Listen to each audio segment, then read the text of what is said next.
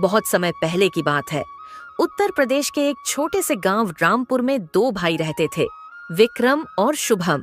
दोनों एक ही मां की संतान थे, लेकिन स्वभाव में दिन रात का फर्क था। विक्रम बड़ा भाई था, तेज, चालाक, थोड़ा लालची और बहुत महत्वाकांक्षी। उसे हमेशा जल्दी अमीर बनने की चाह रहती थी। वहीं शुभम छोटा था, शांत स्वभाव का, मेहनती, ईमानदार और बड़ा ही सहनशील। उनके पिता धर्मपाल जी गांव के एक सीधे सादे किसान थे। उन्होंने अपने खेत खलिहान और पुरखों की जमीन बड़ी मेहनत से संभाली थी, लेकिन दुर्भाग्यवश एक रात अचानक हार्ट अटैक से उनका निधन हो गया। उस समय शुभम केवल 17 साल का था और विक्रम 23 का। धर्मपाल जी के गुजरने के बाद दोनों भाइयों के सामने जिम्मेदारियों का पहाड़ टूट पड़ा।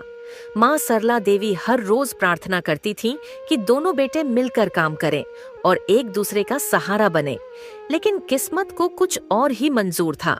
विक्रम ने तुरंत पिता की जमीन बेचने की बात उठाई। भाई, ये आप क्या कह रहे हैं? हम भला अपने पिताजी की उस जमीन को कैसे बेच सकते हैं? ये हमारे पूर्वजों का आशीर्वाद है और भला आशीर्वाद कोई बेचता है क्या? तू नहीं समझेगा छोटे। तुझे क्या लगता है गांव में इस छोटे से खेत से क्या होगा? हम अगर इस गांव में रहे तो गरीबी हमारा मुकद्दर बन जाएगी। मैं तो कहता हूं तुम भी मेरे साथ शहर चलो, कोई बड़ा काम करते हैं। मैं बिजनेस करूंगा, तुम्हें भी किसी अच्छे काम में लगा दूंगा। गांव का घर खेत सब बेच देते हैं। नहीं भाई, मैं आपके साथ शहर नहीं आ सकता। इस गांव से, यहाँ की मिट्टी से मेरी बहुत सारी यादें जुड़ी हुई हैं। मैं इन्हें छोड़कर कहीं नहीं जाऊंगा। शुभम को बुरा लगा। वह खेतों से बहुत जुड़ा हुआ था। उसके लिए वो मिट्टी मां के आंचल जैसी थी, लेकिन वो विरोध नहीं कर पाया। मां के आंसू देखकर उसने चुपचाप सिर झुका लिया।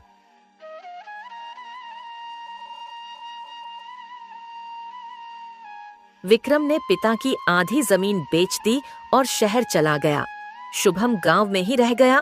जो जमीन बची वही उसका संसार बन गई। उसने बैल जोते, खेत जोते, सब्जी उगाई और मां का ख्याल रखा। उधर शहर में विक्रम ने पिता की दौलत से व्यापार शुरू किया। शुरुआत में उसने खूब पैसा कमाया। पार्टी, शोहरत, गाड़ियां, शहर की चमक दमक में वह पूरी तरह डूब गया। वो गांव वापस आता तो दिखावे के लिए बड़े बड़े कपड़े पहनता, मोबाइल लहराता और शुभम की मेहनत का मजाक उड़ाता। अरे ओ गंवार, तू अभी भी उसी गंदे कीचड़ से सने खेत में घुटनों तक ढांसा हुआ है? क्या तुझे अब भी मिट्टी में ही अपनी किस्मत ढूंढनी है? देख जरा मेरी तरफ। मैं अब शहर में रहता हूँ, एसी में बैठता हूँ, चमचमाती गाड़ियों में घूमता हूँ, सूट बूट पहनता हूँ, बड़ी बड़ी पार्टियों में जाता हूँ। और तू अब भी वही पुरानी धोती, वही फटी बनियान, वही गोबर की गंध। मैं तेरे लिए शहर में बढ़िया काम दिला सकता हूँ। तुझे बस यह देहाती छोड़ना होगा। खेत खलिहान को भूल जा, धोती उतार, सूट पहन, चल मेरे साथ। तू भी इंसान की तरह जीना सीख जाएगा। यहाँ कीचड़ में पसीना बहाने से अच्छा है शहर में कोई काम कर। वैसे तुझे कोई बहुत अच्छा काम तो नहीं मिलेगा, क्योंकि शहर में मंदबुद्धि लोगों की जरूरत नहीं है, लेकिन तू मेरा भाई है तो मैं तुझे कोई ना कोई काम दिला ही दूंगा। शुभम बस मुस्कुरा देता। उसे अपने खेत की मिट्टी से जो लगाव था वो कोई नहीं समझ सकता था, पर समय सबका हिसाब रखता है।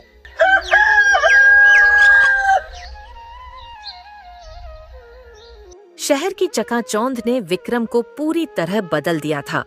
वो अब वही पुराना गांव का लड़का नहीं रहा था जो पिता की छड़ी से डरकर खेतों में हल जोतता था। अब उसके पास एक मोबाइल कंपनी का छोटा फ्रेंचाइजी बिजनेस था, जिसमें उसने पिता की जमीन बेचकर पैसा लगाया था। शुरुआत में मुनाफा हुआ और यही मुनाफा उसके घमंड की पहली सीढ़ी बन गया। हर 3 महीने में विक्रम गांव आता, बड़ी गाड़ी में, चमकते कपड़ों में, सुगंधित परफ्यूम की खुशबू में लिपटा हुआ। वो मां से मिलकर 2 दिन रुकता और शुभम का मजाक उड़ाता।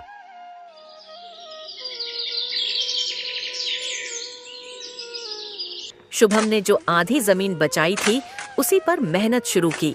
खेतों में फसलें उगाई, गाय भैंस पाली।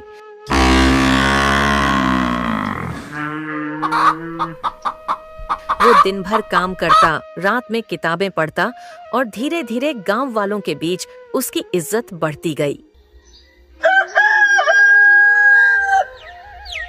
विक्रम जब शहर से खूब कमाई करके गांव लौटा तो उसका रुतबा देखने लायक था। 4 आदमी पीछे पीछे, चमचमाती बाइक, महंगे कपड़े और हर वाक्य में घमंड। गांव में उसके वापस आने की खबर जैसे ही फैली, रिश्तेदार और परिचित उसे अपने घर बुलाने लगे। हर कोई चाहता था कि उसकी बेटी विक्रम की बहू बने। आखिरकार सरपंच बलदेव चौधरी की नजर लगी उस पर। उनकी बेटी पिंकी एक सुंदर, नखरे वाली, शहरी सपनों से भरी लड़की जो हमेशा महंगे लिपस्टिक और झुमकों में सजी रहती थी।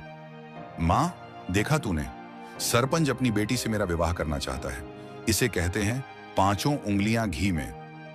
सरपंच की बेटी से ब्याह करके तो मैं और भी अमीर हो जाऊंगा, और वो देखने में भी खूब सुंदर है। मुझे तो वो पहले दिन से ही पसंद है। विक्रम को पिंकी पसंद आई।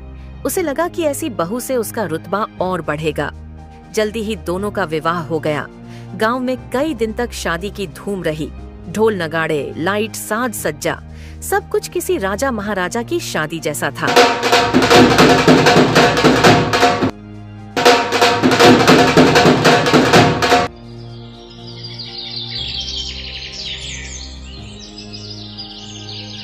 उधर शुभम चुपचाप अपने खेत में जुटा रहा। उसकी नजरें आसमान नहीं, धरती पर टिकी थीं। माँ सरला देवी अब बूढ़ी हो चली थीं, लेकिन शुभम की देखभाल ने उन्हें कभी अकेलापन महसूस नहीं होने दिया। कुछ ही महीनों बाद शुभम ने भी विवाह कर लिया। उसकी पत्नी थी लाली, गांव के एक गरीब मजदूर की बेटी, जिसकी माँ का वर्षों पहले निधन हो गया था। लाली ज्यादा पढ़ी लिखी नहीं थी, लेकिन उसमें आत्मसम्मान, ममता और परिश्रम की सच्ची चमक थी। शादी के बाद लाली और शुभम का जीवन साधारण था, पर संतोष से भरा। सुबह जल्दी उठकर खेत जाना, दोपहर में घर लौटकर माँ की सेवा करना और शाम को चूल्हे के पास बैठकर रोटियां सेंकना, यही उनका सुख था। अब दोनों भाइयों की जिंदगी अलग अलग रास्तों पर चल रही थी।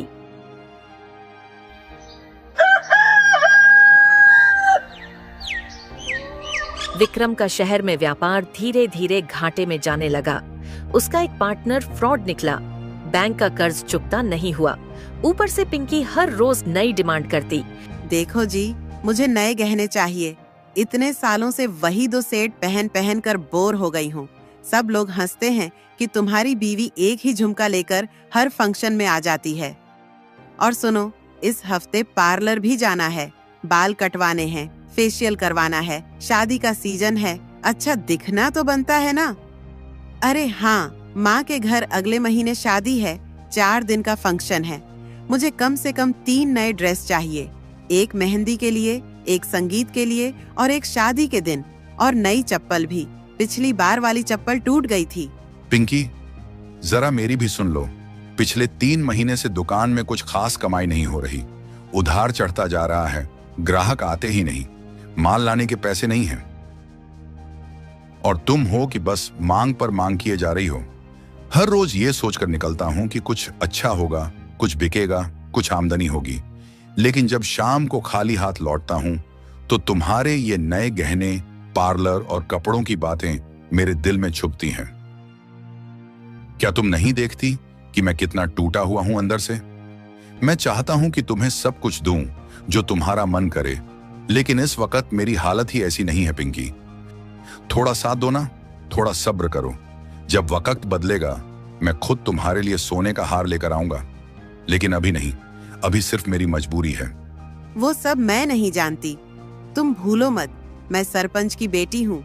मेरे पिता ने मेरी सारी ख्वाहिशें पूरी की हैं। मुझे पता होता कि तुम कंगाल होने वाले हो तो मैं तुमसे कभी भी ब्याह न करती। मेरे लिए बहुत अच्छे अच्छे रिश्ते आए थे। पिंकी घर के किसी काम में हाथ तक नहीं लगाती। खाना नौकर बनाता, कपड़े धो भी ले जाता। जब पैसे थे तब सब ठीक चला, लेकिन जैसे जैसे नुकसान बढ़ा, नौकर भी चले गए। एक दिन वो भी आया जब बैंक ने दुकान सील कर दी, कार ले गई, घर नीलाम हो गया। विक्रम और पिंकी सड़क पर आ गए। पिंकी की सूरत से अब सारा श्रृंगार उतर चुका था। वो जिसे कभी खेत की मिट्टी से नफरत थी, अब उसी मिट्टी पर बैठकर आंसू बहा रही थी।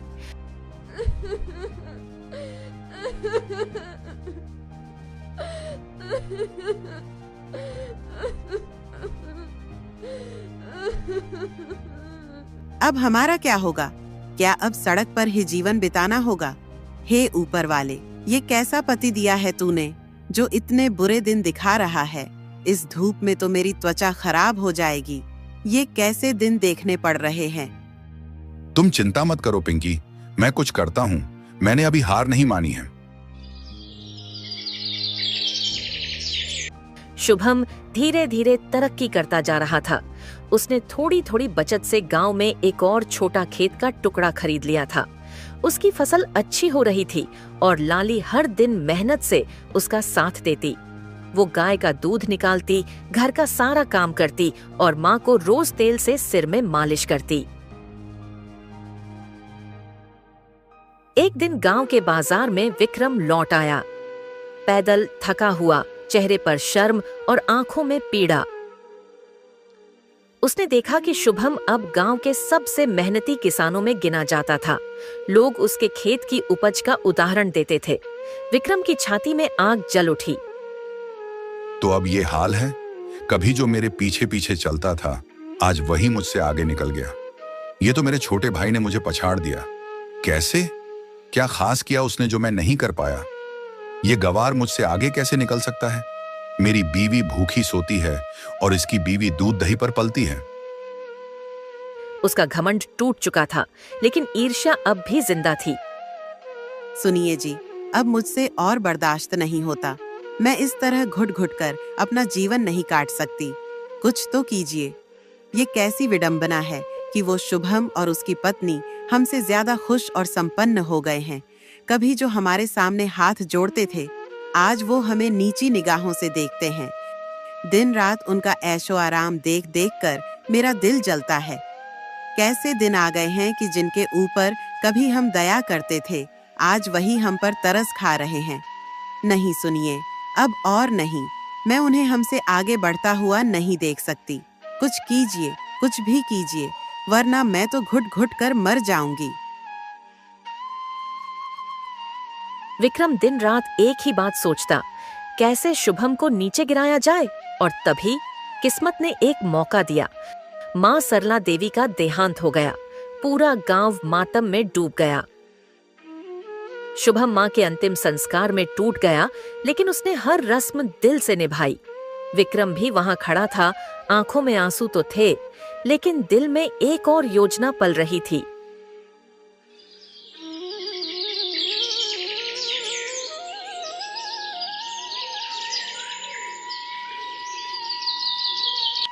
कुछ दिन बाद विक्रम तहसील कार्यालय गया और एक दलाल से मिलकर जाली दस्तावेज बनवाए। उसमें लिखा था कि मां सरला देवी ने अपनी मृत्यु से पहले संपत्ति केवल विक्रम के नाम कर दी है। दस्तावेज नकली थे, लेकिन पूरी तरह असली जैसे दिखते थे। एक शाम जब शुभम खेत से लौट रहा था, तो देखा कि घर पर 2 आदमी खड़े हैं, गांव के पटवारी और चौकीदार। विक्रम ने सबके सामने कागज लहराते हुए कहा, देख शुभम, ये रहा वसीयतनामा। माँ ने अपनी जिंदगी के आखिरी दिनों में ये जमीन और मकान मेरे नाम कर दिया था। सब कुछ, ये घर, ये खेत, ये आंगन, अब कानूनन मेरे अधिकार में है। इसलिए अब तुम्हें ये घर और खेत खाली करने होंगे। जितनी जल्दी हो सके यहां से निकाल जाओ। भाई, ये तू क्या कह रहा है? तू ऐसा कैसे कर सकता है? माँ ने कभी ऐसा कुछ नहीं कहा था। उन्होंने तो हमेशा हमें बराबर का हक देने की बात की थी। तू जानता है माँ मुझे कितना प्यार करती थी। वो तुझसे कम मुझे नहीं मानती थी। तू कैसे यकीन दिला सकता है कि उन्होंने मुझे एक शब्द भी नहीं बताया? कानून भावनाएं नहीं देखता शुभम, वो सबूत देखता है। और मेरे पास वो सबूत है। ये देख, ये दस्तावेज माँ ने अपने आखिरी दिनों में मेरे नाम लिखा था।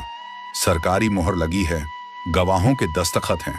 तुझे जो लगाना है लगा, पर सच्चाई यही है। अब ये सब मेरा है। भाई, क्या इतना सब कुछ काफी नहीं था? तुमने तो शहर जाने के लिए पिताजी की आधी जमीन पहले ही बेच दी थी।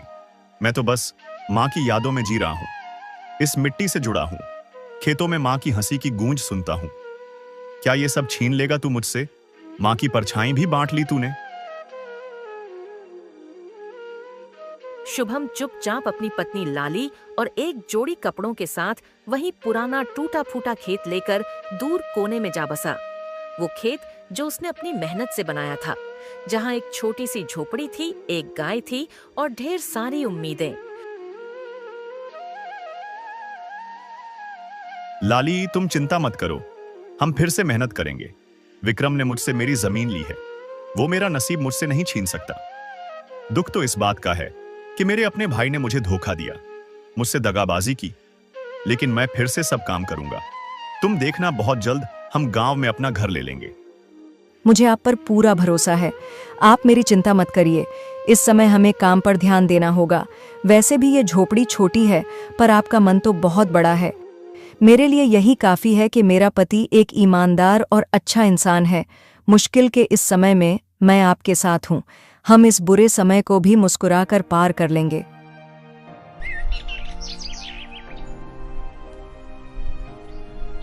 शुभम फिर से खड़ा हुआ। उसने फिर से मेहनत की, 2 गुनी मेहनत। लाली ने फिर से उसका साथ दिया, पूरी श्रद्धा और विश्वास के साथ। विक्रम ने जब फर्जी दस्तावेज बनवाए थे, तब एक बात भूल गया था। धोखे की नींव पर खड़ी कोई भी इमारत ज्यादा दिन नहीं टिकती। जिन दलाल से उसने वसीयत बनवाई थी, उसका नाम था मक्खन लाल। एक चालाक, लालची और असरदार दलाल जो पैसों के लिए कुछ भी कर सकता था। विक्रम ने उससे कहा था, तू पेपर बना दे, मैं तुझे बाकी पैसे बाद में दूंगा। पर जैसे ही मक्खन लाल ने काम किया और पैसे मांगे, विक्रम ने टाल मटोल शुरू कर दी। भाई, अभी पैसे नहीं हैं, तू समझ मेरी बात को। मैं बाद में तुझे पैसे दे दूंगा। मैं कौन सा भागा जा रहा हूँ, बाद में ले लेना। अभी फसल तो बेचने दो। लेकिन विक्रम, इस बात को पहले ही 2 महीने हो चुके हैं। मैं जानता हूं तेरे पास पैसे हैं। तू बहाना क्यों बना रहा है? मेरे पैसे लौटा दे। और वैसे भी तुझ जैसे इंसान पे भरोसा करना मुश्किल है। तूने अपने सगे भाई नहीं छोड़ा तो मैं क्या चीज हूं? चुपचाप मेरे पैसे आज शाम तक वापस दे देना, इसी में तेरी भलाई है। धमकी देता है मुझे? तेरे जैसे बहुत देखे हैं मैंने, तेरे जैसे तो कई हैं। तू ही क्या उखाड़ लेगा मेरा? जो करना है कर ले। अब नहीं देता तेरे पैसे, निकल यहां से। गांव की चौपाल में उस दिन पंचों की सभा बुलाई गई थी, क्योंकि गांव में जमीन को लेकर कई सवाल उठने लगे थे। विक्रम वहां सबसे पहले पहुंचा, ताकि अपने झूठ को सच का जामा पहनाकर पेश कर सके। उसके चेहरे पर बनावटी आत्मविश्वास था। तभी वहां मक्खन लाल आ धमका, सीधे दस्तावेज और सबूतों के साथ। उसने पंचायत के सामने फर्जी वसीयत के कागज, दस्तखतों की तुलना और तहसील से निकली असली नकल पेश की। सबके सामने उसने ऊंची आवाज में कहा, इन कागजों में जो दस्तखत है वो सरला देवी के नहीं है। मैंने खुद विक्रम के कहने पर ये बनाए थे, और बदले में जो पैसे उसने मुझे देने का वादा किया था वो भी नहीं दिए। आज मैं अपने अपराध की सजा भुगतने आया हूँ, लेकिन इस आदमी का असली चेहरा भी दिखाने आया हूँ, जिसने अपने ही सगे भाई से छल किया। पूरा गांव सन्न रह गया। विक्रम की बोलती बंद हो गई। उसकी आंखें भर आईं, न शर्म से बल्कि डर से। पंचायत के मुखिया बोले, विक्रम, तूने न केवल अपने भाई को ठगा, बल्कि अपनी माँ की आत्मा को भी अपमानित किया। क्या तुझे एक पल के लिए भी अपने भाई पर तरस नहीं आया? तेरे हाथ नहीं कांपे? और अब तेरे पापों का घड़ा भर चुका है। सजा भुगतने के लिए तैयार हो जा। शुभम को उसकी जमीन और मकान तत्काल वापस दिया जाए। विक्रम को गांव से बेदखल किया जाए, ताकि वो दूसरों के लिए सबक बने। मक्खन लाल को चेतावनी दी गई कि अगली बार किसी ग्रामीण के साथ ऐसा व्यवहार किया तो उसे भी सजा मिलेगी। और फिर विक्रम ने अपने जीवन में पहली बार सबके सामने सिर झुकाया। कोई बहाना नहीं, कोई तर्क नहीं। उसका झूठ, उसका घमंड और उसका स्वार्थ सबके सामने नंगा हो गया था। वो चुपचाप गांव से निकल गया, धूल भरे रास्ते पर चलते हुए। अब वो हर गांव में काम मांगता है। कभी मजदूरी करता है तो कभी भूखा सोता है। कोई उसे टिकाकर काम नहीं देता। क्योंकि उसकी बदनामी उसके आगे चलती है। उसकी आंखों में अब न स्वाभिमान है न ईर्ष्या, सिर्फ पछतावा और टूटापन। उधर शुभम ने अपना घर वापस पाया, लेकिन उसका दिल अभी भी करुणा से भरा था। हे ईश्वर, मेरे भाई को सही रास्ता दिखा, उसके मन का अंधकार मिटा, उन्हें मेहनत और ईमानदारी का महत्व सिखा। शायद समय ने अपना सबक उन्हें सिखा दिया है। अब तू उनकी मदद कर। तुम्हारा दिल बहुत बड़ा है शुभम, शायद इसी का नाम है असली अमीरी। मुझे बहुत गर्व है कि मैं तुम्हारी पत्नी हूँ। समय का सबक यही है, जो दूसरों को धोखा देता है, समय उसे ऐसा धोता है कि पहचान तक मिट जाती है, और जो सहन करता है, मेहनत करता है, वो एक दिन समय के ताज पर राज करता है। आपको क्या लगता है, कौन सा किरदार सबसे ज्यादा प्रभावशाली है? कमेंट में बताइए।